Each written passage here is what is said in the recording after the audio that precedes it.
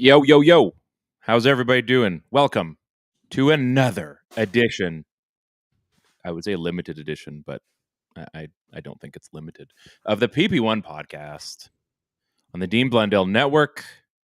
You can find us on Amazon and Google and Spotify and Apple Podcasts. Any more? It's got to be. And hopefully your headphones. I mean, there's like Stitcher. There is a Carrier Pigeon. Smoke Signal.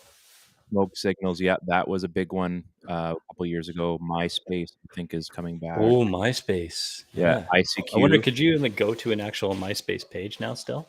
I think you can. I was there was a band that had a MySpace page, and I was trying to find a song of theirs, and that was the only place I could find it. That was as solid of a reference as the furniture in your house that we moved last weekend. Yeah, all the oak, the hardwood. Maple and oak, like it was like lifting bricks, but also proves that you got some pretty nice furniture in your house. So yeah, welcome to the show, folks. I'm Ryan. We got Ted with me. We might even have a guest tonight. We're hoping to have one anyway. Before we start, by all means, if you decide that you want to join the chat either on Facebook or on YouTube, come on in. We'll chat with you. Because it's Wednesday. I just got back from the rink. There's a speed skating, a mini meet, as we call it in the speed skating world. So like a club meet, but official time. So kids trying to get their times up for provincials and stuff. So big times, freezing cold. My hands probably won't be warm. I have a nice cup of hot coffee. So taste and function is this cup of coffee. So it duels as keeping me happy and also keeping my hands warm. I might have to sneak away from this mic and go grab something to drink to myself. You could do that. We'll find a segue somewhere that like, oh, what's that? Oh, there's some other door pizza. Yeah, it's been a busy week for our Vancouver Canucks, and they're now in the All-Star break, and that's okay. But before we get to the Canucks, we got some stuff to get out of the way. First and foremost, my taste buds are either like on overload right now, or Wendy's spicy chicken, they changed the recipe because holy crap, I've had it twice, and like I had to double check. I had it like on the weekend, and then I had it the other day, and it's like spicy, not like McDonald's, how they said, like they got the spicy Szechuan or whatever. They have like 3 levels of spicy at McDonald's. That's trash. I still haven't tried any of that stuff. It's if you like a good kind of like a flavored spicy sauce, but just to say it's spicy, it wasn't really spicy.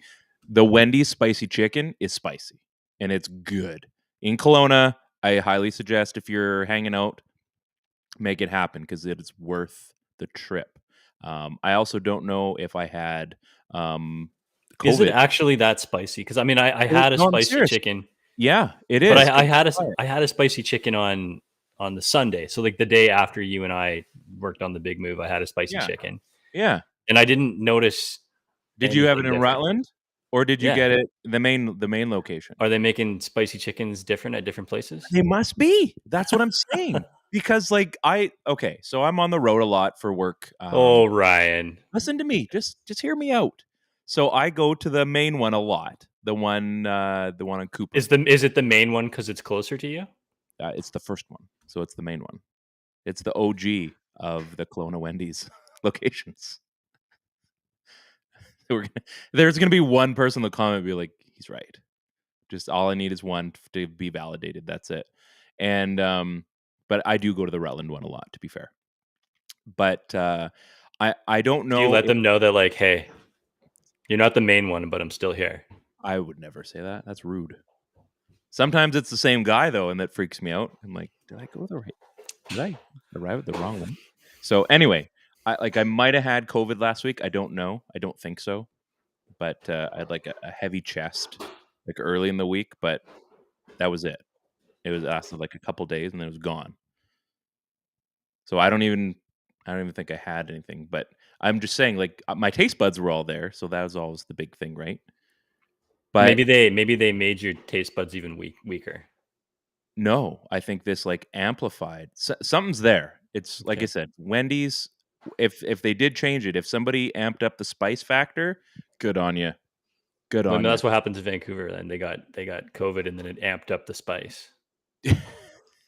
Yeah, except for that Calgary game. Except We for don't the talk about Calgary that. game. Yeah. Do you saw that Calgary game, right? No, I never saw it. I was moving. Oh man. So I don't know how you go from absolutely waxing the Winnipeg Jets to one of the worst games I've ever seen. Like they That's lost. that could be like a great headline. The Winnipeg waxing. Yeah. Yeah. Welcome. We also do nails. Winnipeg waxing. I like it. That's not a bad idea. And then they followed up with a really It's a petty joke, Ryan. I know. I'm here for it. I'll pander for whatever I can get. It's a And then they Manny go and and they petty. play Nashville, and it's like a track meet in the first period, back and forth, goals galore, and you actually think they're going to be in it, and then they slowly kind of, let it whittle away. Good game, good game. Just they didn't have. They usually are against the Preds, though. I think that I just like the way that Nashville plays hockey. It's fun to watch. Mhm. But what was interesting, and I know that you didn't necessarily see the whole game, but they were out for OEL in that game. Like they were like running, gunning, and I thought, like, is this an Arizona kind of backtrack kind of thing? But they weren't going for Garland that much, which I thought was interesting. And he's the type of guy you want to go after. Exactly, but they were all over OEL in that game. So interesting. Maybe that's something that we'll see the next time, or maybe that was the last time they played Nashville this year. I think it might be. So anyway, interesting. I've been talking a lot, but I have one more thing. Paper straws.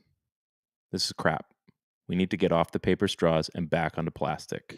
Paper straws are the bane of my wife's existence. It's She'll decide not to go somewhere because it has a paper straw. So I think we're like sort of big fans of Booster Juice because they're using this sort of like biodegradable plastic straws. right. But at least it's plastic. Like it's the stupidest thing. And they still wrap the bloody thing in paper. You're doubling up. Just they're creating waste. You're creating something I still have to throw out. So you know what? Give us that. Give us the simplicity of the plastic straw. That's all I'm saying. We can save the planet in so many other areas, but give us the plastic straw back. We should be dividing up your weekly gripes. We'll we'll hit a topic, then like a Hank gripe, and then another topic, and then a Hank gripe. Yeah. And don't And get then me another topic, and then like, hey, we're gonna I want the tractor trailer semi truck with the ramp on it so I can do a jump on it. One of those things those weird stuff you come up with. Mhm. Yeah. I mean, to be fair, You just want to get them out of the way, like right off the jump. yeah, because I mean, you hit them hard, get people thinking, and then you get into the hockey stuff. So, but this isn't about Wendy's spicy chicken or straws. As I said, the Canucks, they've been picking up points faster than optimum days at Shoppers. They've got points in the last 7 of 9. I'm done. I'm done. I'm done. Remember that. I'm Yeah. good. Hey, buy these wine gums, collect Mhm. 80,000 points. Oh, Sweet. How much is 80,000 points? Well, when you collect 17 million points, you get $5 off. have you ever redeemed Shopper points? How much money is a Shroot Buck worth? 1/100th of a cent. But it's worth millions here. Have you ever redeemed Shoppers Optimum points? Never. That's the wife likes that stuff. I don't. That's not my thing. So when I used to work at the Jersey City in Kelowna, we had the Shoppers. So I'd go there. I was a young buck, my late teens, early 20s. So And so sometimes you would frequent the Shoppers as a young teen. Snickers and a Pepsi. That was like my lunch sometimes. I'm Other kids serious. hanging out at the 7-Eleven. No, Ryan is headed over to the Shoppers. Maybe I'll even spruce up my lunch with a thing of It's Pringles. lunch hour, guys. Let's head over to the drug mart. Oh, and you know what? I'm out of Tylenol. So it's 2 birds, 1 stone. But so eventually I remember, I think I cashed in one time. I think I cashed in like $5 or $10. And I thought, this was a long haul to get to this point. And I realized it's too expensive to be earning points here. It payoff is took me not my entire senior year to own up $10. there. Yeah. It's the payoff is just not there. So, but again, like, man, a lot of references to start this. A lot. Yeah. I don't more know than usual. whether you like them or not. I don't really care. But the Canucks are still in a playoff position. They're not in the playoffs, but they're close. That guy that's They're jockeying, so to speak. that guy that is chewing on the metal and shooting the champagne. You know that meme that keeps going out like every time they win or lose. You know the guy that he's like popping the champagne and he's biting on the metal, and then it shows like the standings, and he's like fifth. You know that one? So he's getting closer to the top there. So he's getting pretty excited. And really, they're only a couple points out. They're 4 points out from Calgary for the second wild card. I mean, Calgary's got, I think, 4 games in hand on them. You can thank COVID for that. But it's possible. It's possible. They're playing. So They're playing. there's a chance. Exactly. They're playing. We might make it hockey. And that's all we can ask for this year. They're playing for something at the moment, right? They're not out of it by Christmas like it was supposed to be earlier this season. Mm-hmm. The downside is who stays? Who stays to see this either through, or who goes so that next year is the answer. There's a lot of trades, is what I'm trying to get at here.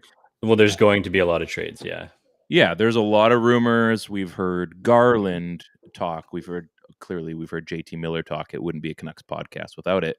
But is like Jason Dickinson going to be gone? Are they going to get rid of Tanner Pearson? Is someone going to realize that, hey, we need Tucker Poolman and then Halak? Like those are the ones that everybody's talking about. But I guess is there another Jim Benning-esque GM that would look to go out and acquire a Tucker Poolman? There has to be. Great name. Yeah. Big guy. There's got to be someone out there. There has to be. Like, is there a Jacksonville Jaguars of the NHL right now? Like, just scroll. Yeah, we obviously have no idea where a lot of these players could end up or who's on the chopping. We have a good idea of who's on the chopping block, and then we know that Miller is somebody that they are going to consider trading. Right. It doesn't mean that it's going to happen. Like Tanner Pearson should be on that list of guys that they would consider trading. Mm-hmm. He would be on my list, not because Tanner Pearson's a bad hockey player. I mean, no. If anything, he's improved his game since Bruce got there, and yeah, I think the Miller thing is obvious why they would look to trade a player like that, and I can see the disdain in this fan base for why they would not want to move a guy like Miller. He's a heart and soul type guy, but sometimes the return is just too much to pass up. I mean, I often look at that trade from Calgary to Dallas when they gave up Joe Nieuwendyk and they got Jarome Iginla. Yep. And Joe Nieuwendyk was a top end forward. He was a glue guy. He was a guy that was going to push you over the hump and do more for you on a competing franchise. Mm-hmm. And Jarome we didn't know what Jarome was going to be quite yet, right? Yeah. I mean, so obviously he was highly coveted. I mean, when that trade happened, Calgary ends up going to the Stanley Cup final a couple of years later. So you could say that Dallas went to the Stanley Cup final. No. Calgary went to a Stanley Cup final a couple of years later after. No, yeah, couple of years later after Jarome had established himself as an NHLer. So you could say that it was a win for them. Obviously, they lost Joe, which they weren't going to do anything. On the other side of the coin, Dallas goes to a Stanley Cup and ultimately wins it with a guy like Joe. So you could say that trade just worked out great for both teams. And I obviously, if we're going to move a player like JT Miller, I would like to see a scenario like that happening, right? Where, you're going to see Miller go somewhere and find success in the playoffs and hopefully go somewhere and win a cup. Yeah. Right. That would ultimately be the best case scenario. Maybe when they work out the trade, depending on how well they finish the value on the return is worth even more. Who knows, right? Yeah. And then if we are able to get a guy like a super high-end prospect back, I mean, it's going to take some years down the road, but I would ultimately think people are going to end up being okay with that than an aging JT Miller on a high-end contract, because he's going to resign and he's going to want bucks, right? You get paid for what you've done, not for what you're going to do. Exactly. So it would be tough to see a guy like Miller go, but I mean, I think we have early trust in this management regime. So Yeah, you know, enough has transpired early on. I mean, even from the management signings and like as an organization, right? mhm. Not just the GM or the president, but as an organization, they've already made a handful of moves, coach, GM, like all these things, and you think, okay, this is very, very different than we've had in the last 8 years. I've already kind of bought in because The list of yeah, you're 100% right.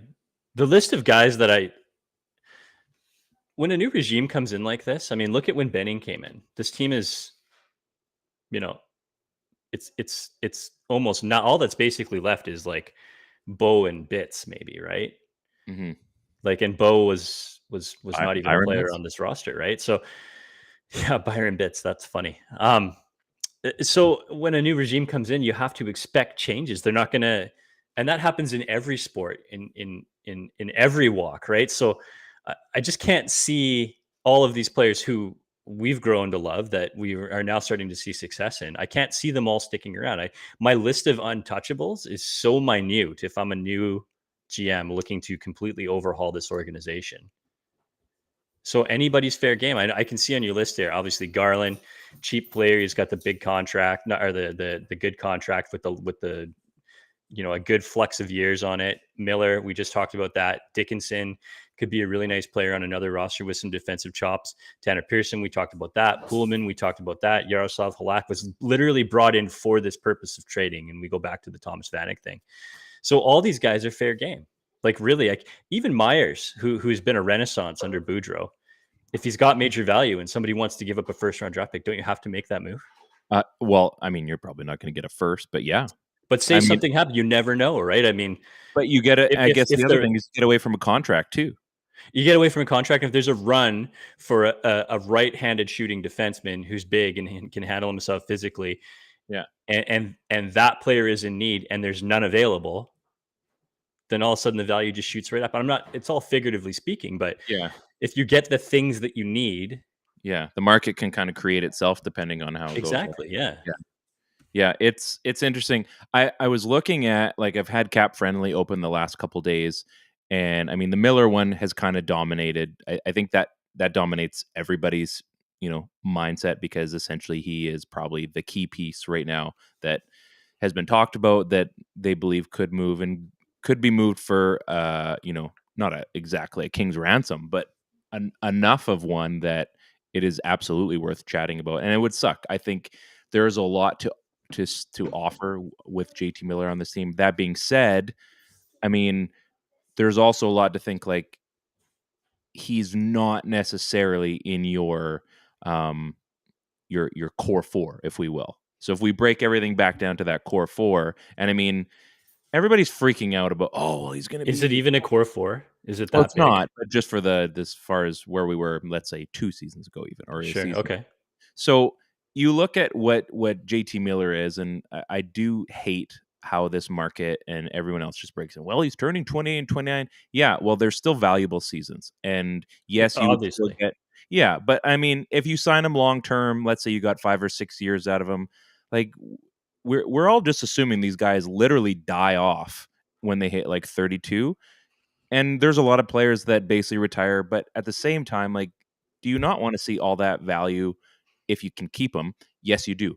But if you're gonna trade them, and if you're looking at making that move and helping someone out, who does he go to? Now, the first team I would think would be like the New York Rangers. There's been a lot of rumors Which is there, funny.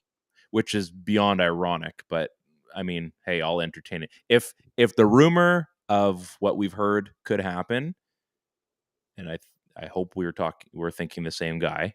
He was on a hockey card last season and hasn't quite panned out. That's ridiculous. But if there was a package to make that said player available, I mean, I think that is a decent lottery ticket to have. That being said, there's also another team that I think that I mean, considering they've drawn from everyone else on this team, the new Florida Panthers for the Vancouver Canucks would probably be the Pittsburgh Penguins Isn't because that funny that doesn't matter what regime comes in, that's a viable trade partner. Yeah, but I'm thinking Pittsburgh though. The other Florida Panthers, because we've taken all their management types. Yeah. So like I was going through, the tough thing is like who would you, who would you trade or what would you trade off of Pittsburgh to get JT Miller on your team for a run? Because I mean, oh my goodness, would he fit on that team? Like he would. He would just be one of those guys that jumps in and you could throw him on the top line. You could put him on the second line if you wanted to. You'd probably like you could basically have him with Crosby or Malkin and you'd be golden. And you'd have two guys that are ready to rock. He can probably take you to that next phase of your team with Gunsel and the Rust and those guys. But again, who do you trade? Do you trade draft picks? Do you go and try to get like you can't take anyone of value because they're clearly going to make another run. So do you get, a couple great draft picks and a prospect, or what happens? From the Rangers or from Pittsburgh. I'm starting Pittsburgh. with Pittsburgh. Yeah, I don't know enough about what's there immediately from Pittsburgh, so I'd have to take some time to dig. And I think it might be cool to maybe do an episode in the next couple of days or whatever for trade targets. But yeah, I mean, Tanner Pearson was a guy whose name pops up to go. And wouldn't that be funny to see, say Miller and Pearson go and they end up in Pittsburgh and New York? It would be ridiculous. I was talking to a guy. You'd all laugh. Yeah, I was talking to a guy, a New York fan, who was saying that, Chris Drury, he comes from this sort of like this sort of new age GM style manager. And we're looking at a guy who, if rumors are out there that it's JT Miller that's going to New York, then it's you can't believe it because it's like a smoke signal, right? I mean, he's never acquiring the player that anybody thinks. It's always somebody different. And when he gets them, it makes perfect sense. Yeah. And then you're like, okay. Like, I mean, obviously Nils Lundqvist is a guy that they're talking about shopping around, and this is a guy with some talent. And if the Lafreniere thing is true, I mean, that was a guy that Brady was really high on. He called him a generational talent. Yeah. He's still going to be a nice player. I mean, that would be a good guy to come back. It's so early with Laffy. Like it's so early on him. Like, well, I mean, the Laffy thing is I mean, if there ever was a comparison to the Iginla Nieuwendyk trade, it could very well be, a JT Miller for a Lafreniere guy, a guy that's up and coming. They know is going to be good, but he's not what we need him to be right now. Right. I mean, the Boston thing and Phil Kessel leaving was another thing. Right. So totally. If you can bring in a piece that's going to, I mean, you talked about not wanting to replace anybody on the roster, but if you're literally replacing an upgrade for an upgrade, in New York's case, that's on the Rangers. Right? And then I look at Tampa. So Tampa was another one. I mean, clearly they can make a run almost. I feel like Stevie Y doesn't lose trades either, so that's another sketchy one. It's like trading with Billy Bean back in the day, right? But so I mean, what do you mean that guy? What do you mean you want that guy? Who's that guy? Yeah, I don't know. Billy wants him. Probably we're not giving that guy up. You know what I mean? No. So like now, would this be crazy? And I may get shredded for this, but I mean, these boys have bounced around a little bit. The boys from Kelowna. What about a Cal Foote? Like, could you afford to get rid of JT Miller and get a pick and like Cal Foote? Yeah, I think so. I mean, I wonder if Cal Foote is the stud defenseman that they sort of envisioned him being, and then right. I like the idea of the New Jersey idea better, right? I mean, for Severson. I mean, if we're talking about Kelowna boys, right? Yeah. So, but I mean, yeah, the Foots. Or that's a winger. Yeah, that's a winger. But I mean, we're talking about some. I mean, both those teams for some reason they're so good every year, but they still manage to get themselves with a stocked cupboard every year. Right, and it's because they do things like trade JT Miller for somebody for a first round draft pick. And that's why I think Tampa picking him back up because they didn't want to get rid of him. No, not at all. It was a cap casualty, right? And this is one of those things like, oh, well, we can get him back. And like, yeah, it's a first, but it's a late first. And we're not going to need this one. Like, really, for them. It'll be like, well, we did him a solid because we totally fleeced him the last time. There's no way we could do it twice. So, yeah, we'll just trade it. If it's a late first for a JT Miller, let's say he goes back to Tampa. If it's a late first for JT, that's not enough. You have to do better than that. Well, I know. That's what I'm saying. Like Cal Foote comes into the play. Yeah. So if it's a late first and a Cal Foote or late first and whatever said prospect. I mean, it's got to be gifts and then some, right? Yeah. So okay, so we could go on JT Miller for a bit. Let's look at, and I don't want to make this too much about trading, Oh, it's but okay. Yeah, that's where we are right now, right? I yeah. mean, So because like something's going to happen by the end of the weekend, because in true Canucks fashion, you and I have both followed this team for a long, long time. Whenever everybody's guard is down, or when everybody's expectations, like it's always when you're not expecting it, or when they said expect something, the Canucks always just deliver. Like yeah, the fans are gonna riot. It's gonna be one way or another, right? Like I mean, I love the Canucks just like everybody else, but Vancouver fans, by and large, like mega overvalue their players because they become attached to them. They love them, right? I mean, yeah. and so this You're everybody not loves this just a management Canuck, group, like right? your Yeah. family. This management group comes in, a new coach is installed, the team starts winning, but it's probably not sustainable, and there's major things that need to be corrected in terms of the decor and the cap situation. Sure. So when you start making trades like that, when the team is winning, Mm-hmm. there's going to be a mob. Whoops. For sure. I'm just sorry. I gotta. How do I do this? So Henry Twidale he's commenting. Or maybe I just had this on my. Oh yeah. So he commented on Twitter. So we can get comments just in a different way. Makes more sense to trade Miller compared to Garland, given Miller's contract is going to be unaffordable. Well, we assume. While Garland's contract actually looks okay and is younger. So, like I was saying, is it too? Or I was going to say, is it too early to say that Connor Garland is available, or is it because it's early enough and we haven't really gotten like he hasn't really set roots, if you will, that he's still a viable trade chip? Like I believe he is. Well, And as you said, no one's untouchable aside from probably there's two players, and it's Quinn Hughes and it's Thatcher Demko, and that would be the two. And again, we've debated about maybe it's just one. yeah, I mean, Garland has obviously endured himself to Canucks fans, and the very thing that makes Connor Garland a solid piece for the Canucks is the very thing that makes him a trade target for other teams.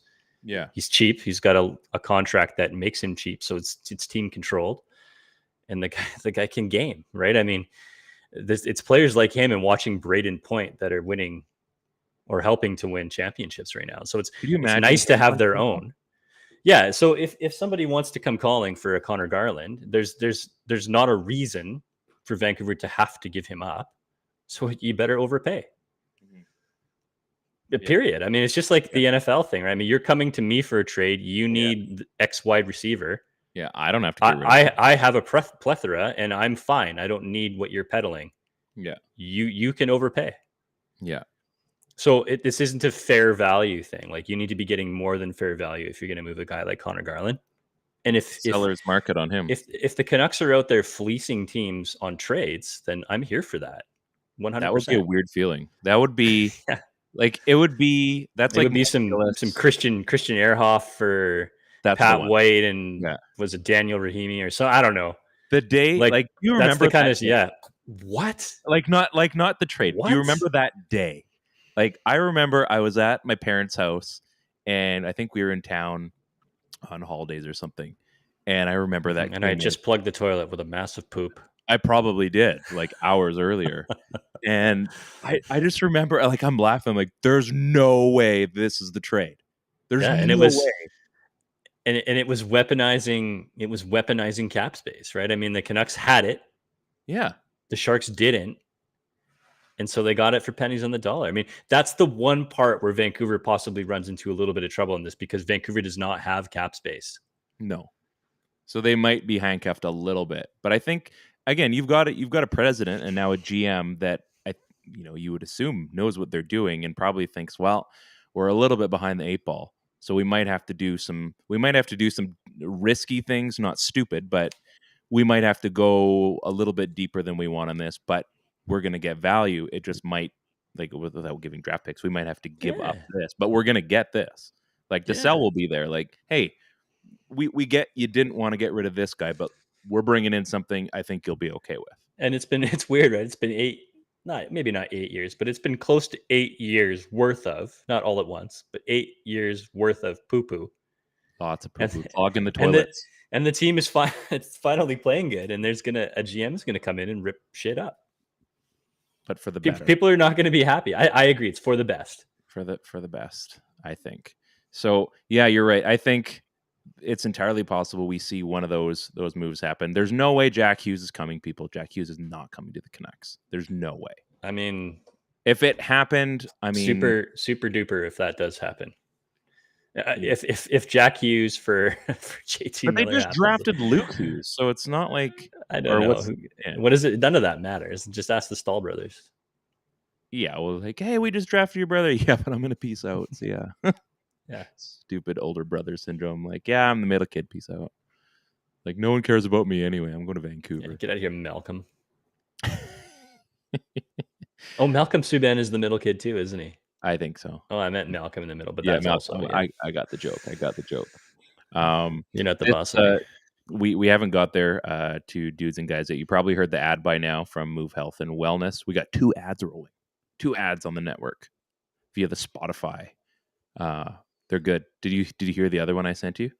Mm-hmm. Like both of them? You've heard both of them now? Yeah, it's good stuff. Yeah, nice work. Stuff. You got a very smooth, sultry voice. I recorded it right in this spot, right here, with the family. You gotta go as Goulet for Halloween one time. Goulet. Oh, a Diablo Martini. You win. You always do. Devil of a good time. So don't forget about Move Health and Wellness. Did we chat about this last week? You had oh no, we chatted about it on the weekend. So you went and saw Kaylee. Oh yeah. And did you use the safe word? I did not use the safe word. Safe word's pizza for anybody that's wondering. It is pizza. So but she dug in to like my scapula and shoulders and like my hammies and stuff, and I feel great. I felt terrible that day and like maybe most of the next day. Like I tried to use my back roller later that night. That was a bad idea. A little bit of pain. But she's really good, right? I mean, we got some time to talk to John too and the stuff that they're doing down there, and it's a really nice setup and it was really easy. Big fan of obviously direct billing people. You know how that works, and if you don't want to go in and you don't want to drop $70 out of your account, and you want to just go in and show them your card, and then it's all covered and it's good and no money changes hand, it's like you get the free service, and not enough people are doing direct pay in my opinion. So that's just a nice little bonus. And booking online was easy. Yeah, the app. Yeah, they use Jane, so that's super common, and anybody who's booked online has done all that stuff. So yeah, she did fantastic hands. It has fantastic job, strong hands. The girl knows what she's doing. And I'm happy to go back to continue to do maintenance and injury care there. Just phenomenal staff. Yeah, I'm really happy we're partnered with them. We already have in our family. My wife was also there last Saturday. While we were moving your stuff there, all of your heavy wood. Some things you probably don't need anymore, but that's a different story.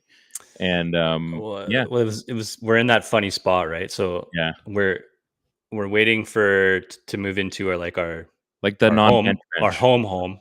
Mm-hmm. And in the meantime, we're staying at a temporary home for 3 months. So it's like you can only take half of your stuff because it's smaller, and the other half's got to go into storage, and you're trying to sort all that stuff. And as you get closer to the actual move day, you're like, okay, we can't spend any more time sorting stuff because we're running out of time.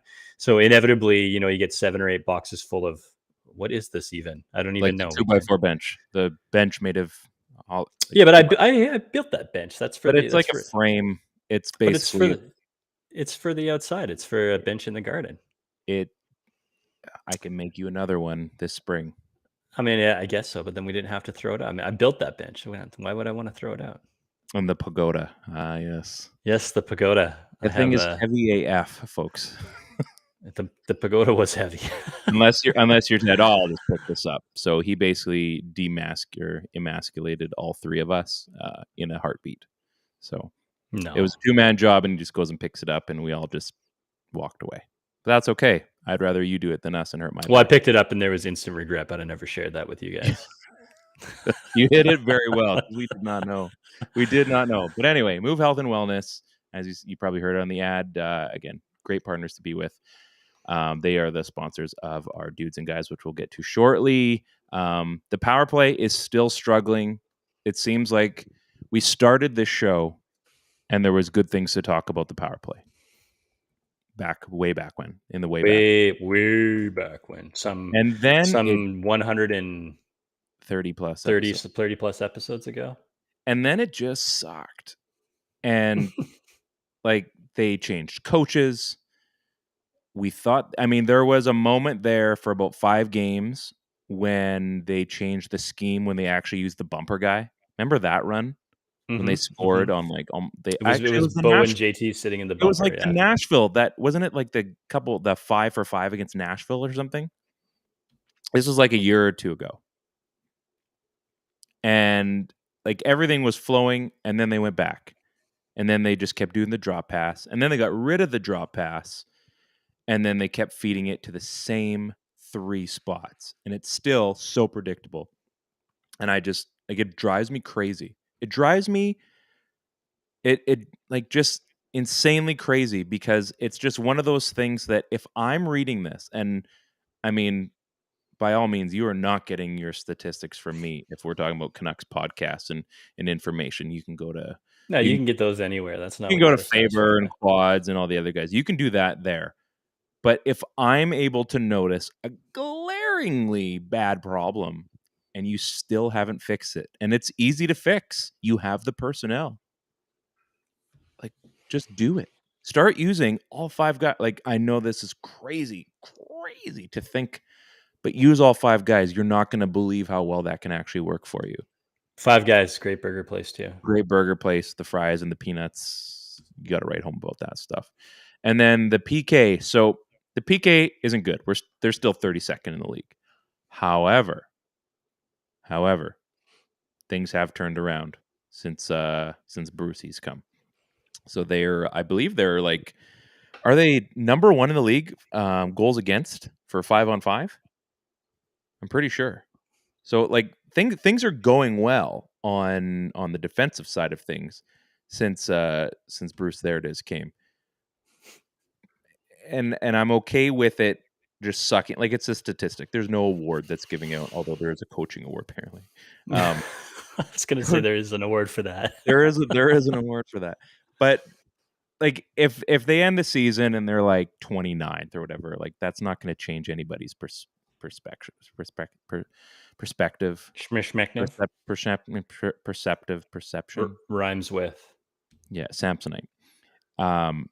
It's not going to change anybody's feelings about what the special teams are. They're going to reset next season, and they'll be able to build something a lot better. And I think they're rolling with the personnel they have, and the PK is a lot better than it was. Their defensive game is a lot better. Shout out to like the Lamicos and the Tyler Motts and the Highmores. He scored again. Like, holy crap. Yeah. That's Highmore is the exact reason why Tyler Mott is trade bait. Yeah, we didn't even get into him. But like I said, before we get to Dudes and Guys, like things are getting better on the little things, the things that aren't goals. Things are getting better on the Ericssons. Yeah, we're we're getting away from moral victories and the little things, and we're finally starting to celebrate the actual results of wins and goals. So, man, that's what I got. On behalf of that little segment, we now get to the segment everybody's been waiting for. Dudes and Guys, brought to you by Move Health and Wellness. Are you excited for Dudes and Guys? I'm always excited for Dudes and Guys. Whoa, let's change something. Let's put you in the driver's seat. You like that? I don't know if I do. Could we do this? Yeah, that's fine. Let's do this. Sure. Let's get a close up of us. We're 2 good looking guys. Dudes and Guys. I think we have to obviously go to our guys first, and I'm trying to remember if I had. Who did I have as my? Do you have one right away? For just a dude? For a guy. Oh, for a guy.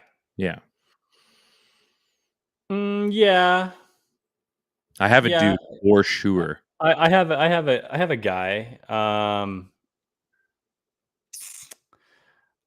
I sort of wanted to name Thatcher Demko as a guy. I just, you know what? And I'm gonna do it. I'm gonna go with Thatcher Demko as my guy. I think I like where you're going. I it's not like he was terrible in the Nashville game. I mean, Vancouver outshot in that game, but I think he's at that point now where if he's not 5 alarm Demko, then this it's just your expectations are squashed a little bit, right? Like, Yeah. so I think he was just a guy, and by just a guy, I'm literally just saying he just looked human in that last game. Halak looked good versus Chicago. Yeah.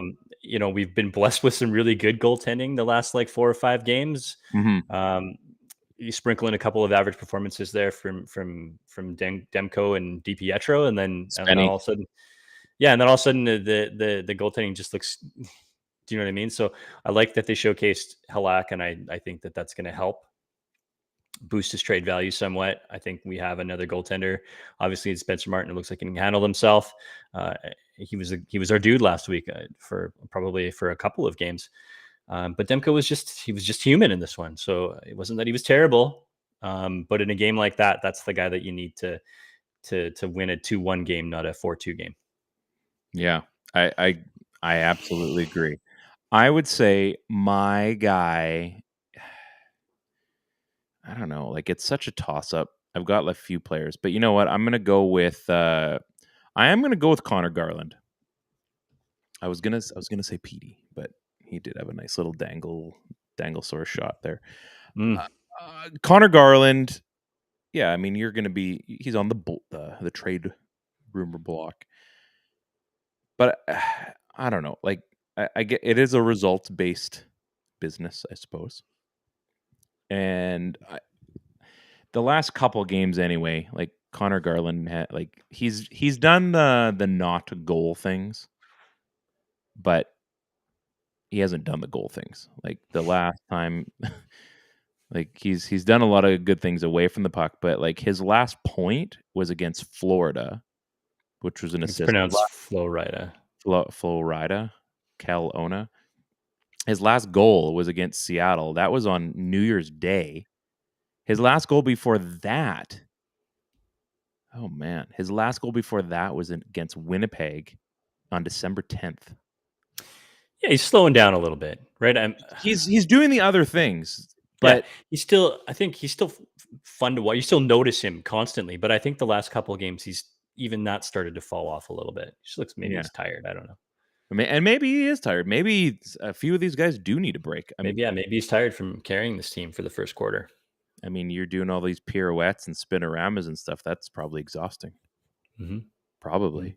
Yeah, I like it. I'm just saying. So this is my Connor Garland call out, and next thing you know, it's gonna be like the JT Miller thing. Hey, like JT Miller's like maybe we should trade him. I think mostly because we have that level of influence and they listen to the show. Yeah. I think that's why. Yeah, people pay attention to this show, like some people do, and by people I mean like multiple, more than one. So you can say people at that point. Yeah, I mean, number 2 rated hockey podcast in Panama. Yeah, actually, we are climbing Taiwan. You guys have no idea how great things are for our podcast in Taiwan. It's insane. And I just want to point something out. After I zoomed in, I thought there was a dog sitting at that wall behind you, but it's actually a backpack, which might be a zebra or something. It's one of those Vans checker backpacks. Yeah, that makes sense. So it isn't a dog. I was like, wow, like your dog's really well behaved. It's a good girl. It's a backpack. Good girl. Good girl. Let's get to the fun part, though. Fun part, dudes. I am really hoping you don't take mine, and I am a nice person, so you can go first. And I'm really, really hoping that you don't take mine. So I do have a backup option. My English is just phenomenal today, but I'm gonna let you have at it. Who's your dude? Do you have a guess I'll give you one guess who my dude is. Is it in the top 5 in scoring on the team? Pardon? Is he top 5 in scoring on this team? No. Then I have no idea. My Actually, dude, I do know now. Now I know, but say it because I do you know now. know? Yep, I do. Okay. My dude for this week is Luke Schenn. I knew it. Luke Schenn, ladies and gentlemen. Yeah, comes out of the Chicago game with a goal. 19 hits. 19 hits. 19 hits He's a piss through 2 missile. games. He was the heat-seeking piss missile that game. 19 hits, 5 shots. I mean, he's up to 9 points on the season, which is just ridiculous to me. Somehow he's got 3 goals, which ties Oliver Ekman-Larsson for goal scoring for the defenseman on this team. And I don't know, man. There's games where this guy logs 20 minutes a night and it looks like, oh my God. And then there's other games where he logs 20 minutes a night and you're like, they can't do anything against him. So this was one of those games, man. And what a feel good story. I like watching this guy play, I swear. But yeah, Defining value, right? Yeah, running around, just smoking people, finding a spot on this roster. He's pretty much made Tucker Pullman expendable and at a fraction of the value. So you're saying that like he wasn't expendable the second that they signed him. I mean, if you would have told me that Luke Schenn was going to steal his job and wrestle it away from him by playing good hockey, I would have said that that's a stretch because he's probably a 6th or 7th defenseman on the squad, but he's been more than that. He's been much better than that. He fit in right away though when he came the first time. He did, but it was a different team.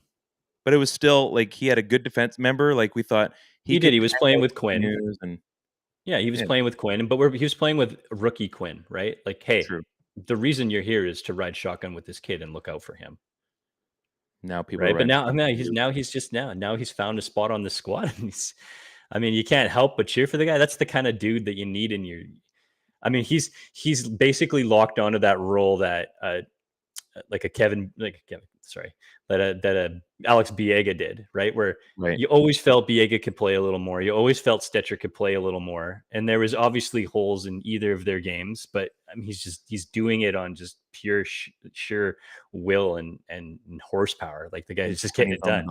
Yeah. And I'm okay with some guy that we signed as a 7th defenseman coming out of a 2-game road trip with 5 shots, a goal, and a +2 rating and 19 hits. I know there's other stats that contribute to this, but he's getting paid league minimum salary and he's getting the job done. So hooray! This we're gonna applaud Jim Benning for a second. It's almost like when he brought him back, like, you know what, Luke Schenn is a sure thing.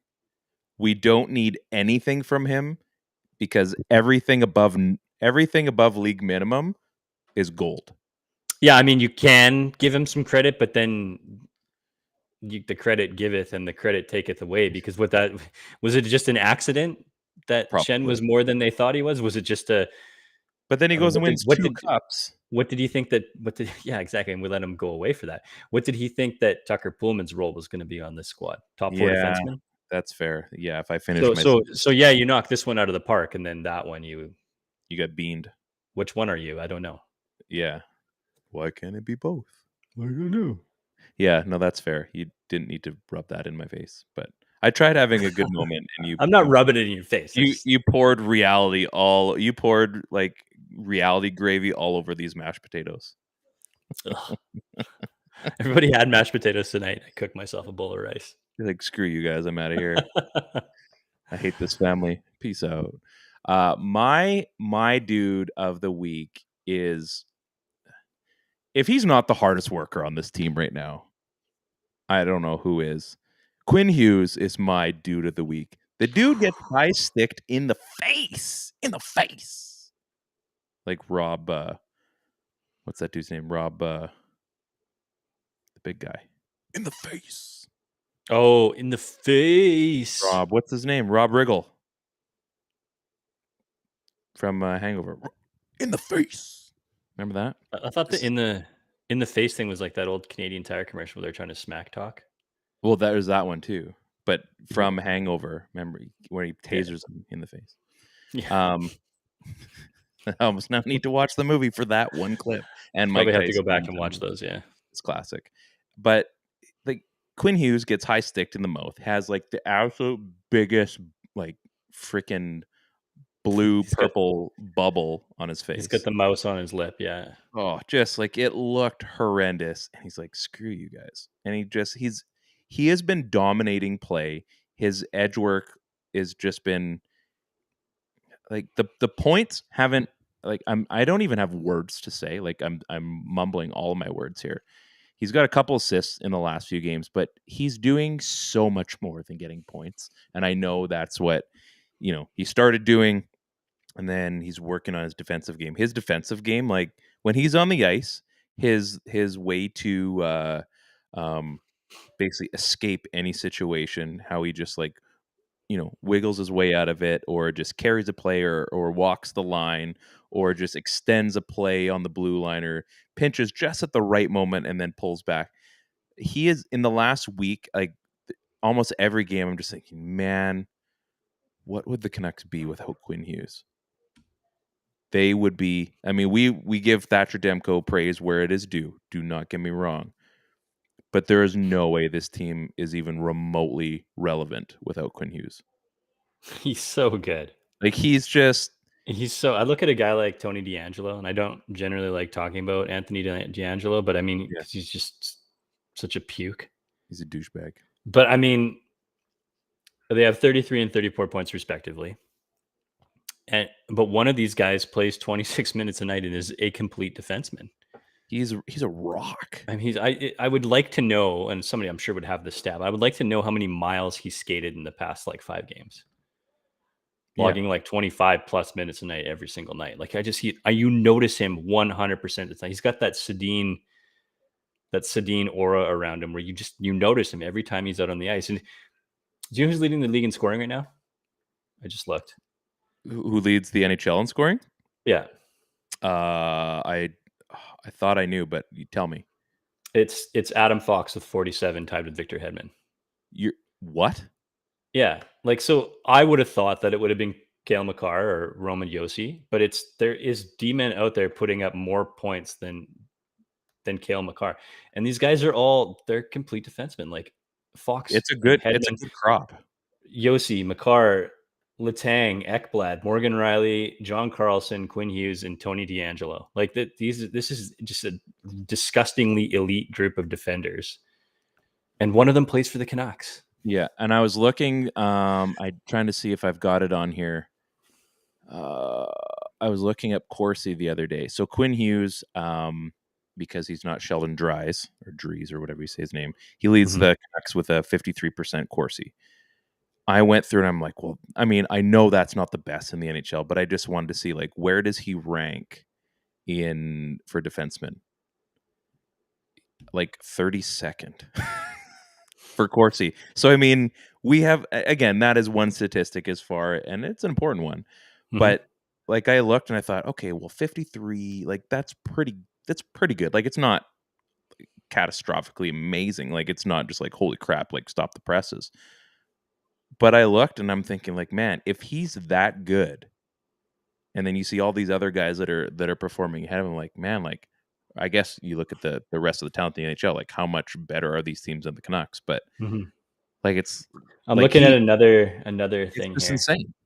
It's just insane. Like and again, like his rough and tumbleness, like I said, like the big mouse on his face, that's going to be talked about for a bit. Like he's becoming, and I hate to say this because it sounds so cliche, but like that Canadian hockey player kind of thing. Like it sounds stupid because it is so cliche, but he's becoming like a hockey player, I guess is probably what I should say. He's becoming like a pro.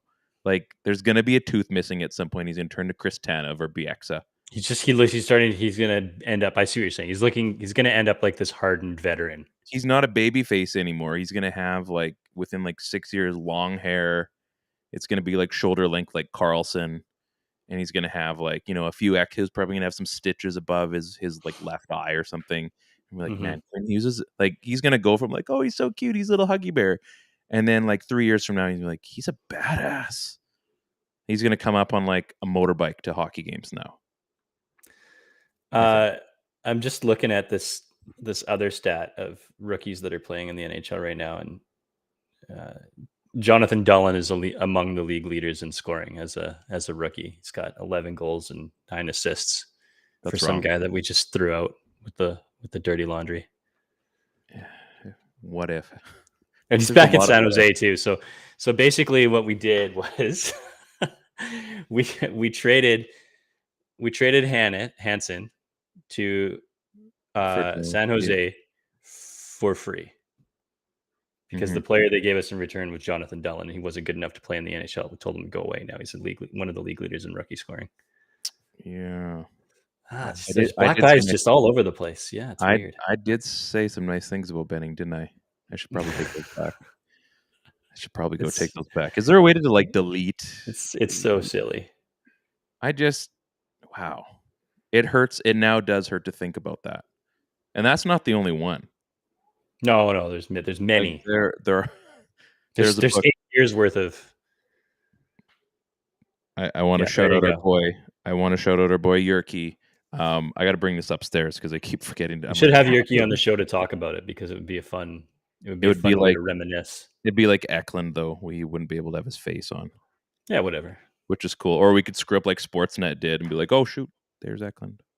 Whoops. Remember that? Oh, he's just a regular guy. I don't remember that because I think Eklund's a joke. No, but remember when they had him on the trade deadline and someone screwed up and they actually like had him like walking by and they didn't have the screen blocker up. Everybody knows who he is. The gig's up. Sorry, Eklund. What are you gonna do? Yeah, I got to bring this upstairs and read it because I'm only to August 2016 and well, some things happened.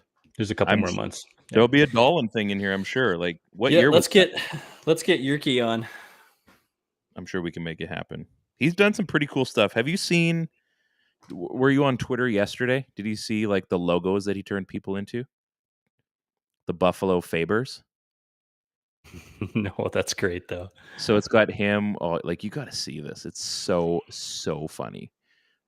He did some good ones. There was there was a few people, and he basically turned them into logos of a few teams, and just absolutely hilarious. I was really hoping that he would get me on one, and I'm not sure which team I would be, but mad props to Yerky. Those are all fun. Like when they did the NFL logos as Star Wars. Yeah, same thing. Actually, and he we'll wrap up in a second here. He actually hooked me up with a sweet design for golf season.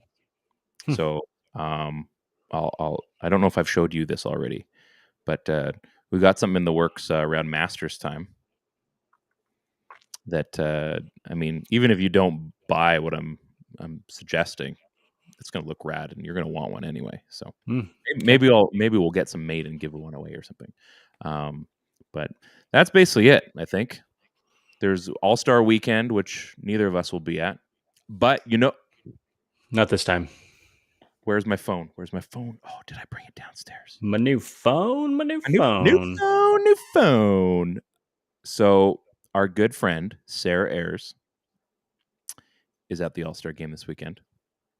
And I've been back and forth. So we have we're going to give away one of our mint hoodies. I've got a large and an extra large left. So what we're going to do, and I've already announced this on Twitter, but we're going to do a joint announcement. They've actually got some to offer as well. Basically, $10 at least donation to the Canadian Kidney Foundation. Screenshot it, send it to me or to Ted or to Sarah, and you're entered. And we're going to give away that hoodie to one person. We'll let it run for a couple weeks, and I think backup goalie or Bug Life, may have some cool swag to throw into that mix. So make sure, like I said, I have the link. I can probably have something pinned, but so her and Dave are going down to the All-Star game tomorrow, and so we're gonna maybe hook up on a chat or something. And blah, blah, blah. And she goes, my sweater is coming with me to Vegas this weekend. PP1 podcast going big in Vegas for the NHL. Who's wearing a sweater in Vegas? Isn't it too hot? It is February. Whatever, I'm being an ass. I'm grateful. It's been chilly. I mean, it can get a little chilly at night, but anyway, could be very awesome. So other than that, we've got no hockey to look forward to aside from the All-Star game, which I think Skills is going to be awesome. So maybe check that out on Friday. Skills is always fun. Yeah, the game itself, whatever. Pro Bowl is on Sunday again. Yeah, it's like the Olympics. You show up to watch the track and field events, but you're really just there to see the dash. Yeah, exactly. You're like, oh yeah, big fan of pole vault. Big fan. Yeah. Big fan of biathlon. But no, we're here for the hockey. Any final words with you, sir? Not this time. Okay. Well, I mean, this has been a lot of fun. We have big screen now. Look at us. Yeah, we did it. We threw it up for dudes and guys, and it just stuck. We could do this again, possibly. Sticking like the snow. Yeah. Oh, geez. I got to probably shovel as soon as we're done this. Folks, please remember, give us a like. Give it, not a subscribe, it's a follow. It's a follow on Apple Podcast. Give us a follow. Like it on Spotify.